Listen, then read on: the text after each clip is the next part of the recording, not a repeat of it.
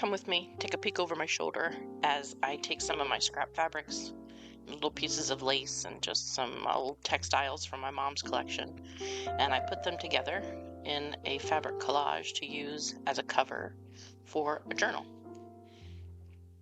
This process there's nothing really specific about it except that I just have fun layering little pieces and deciding how I like the color scheme and the different textures, and I wanted it to be bright, colorful, and fun and summery. At this point, I'm taking a little bit of glue stick and just sticking the pieces in place once I decide that's where I want them to stay. But eventually, I'm going to run this through my sewing machine and everything will get stitched down, which gives it a more cohesive look, kind of brings everything together. Even though it's a mess and a mix of all kinds of different things that seem like they don't make sense together, once the stitches are in place, it just makes a lot more sense. So once I get this part finished and I lay all my pieces down, and you can see that one of my favorite things, vintage needlework. So a lot of things that you'll see that I'm using are cut from unfinished pieces of needlepoint, cross stitch, or embroidery. And then I give them new life that way. And here I am measuring the cover. This is the book cover I'm going to use for my journal. And so I'm just kind of laying it down on the collage to make sure all of the little pieces I want to be included on the cover will be measured to match the size of the cover. There's another piece of needlework. I'm giving it a prominent spot right there at the top.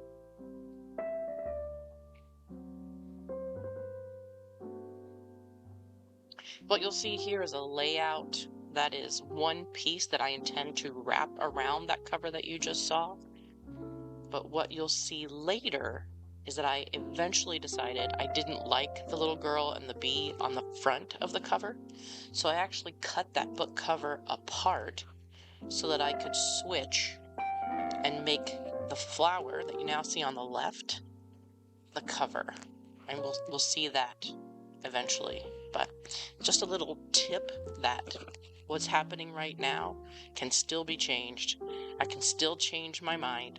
It's very flexible and low pressure, very low pressure. Here it is coming out of the sewing machine, all stitched together. I am not a seamstress. I don't sew typically, but I can certainly run random stitches in multiple directions over a mishmash of fabric and textiles that I ripped apart from other things and put back together. And here's the book.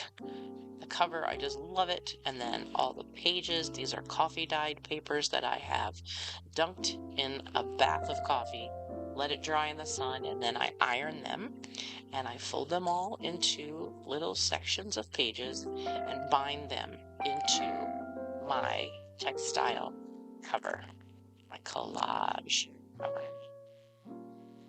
Some of the pages have stamps, some have stencils, I've added little pockets.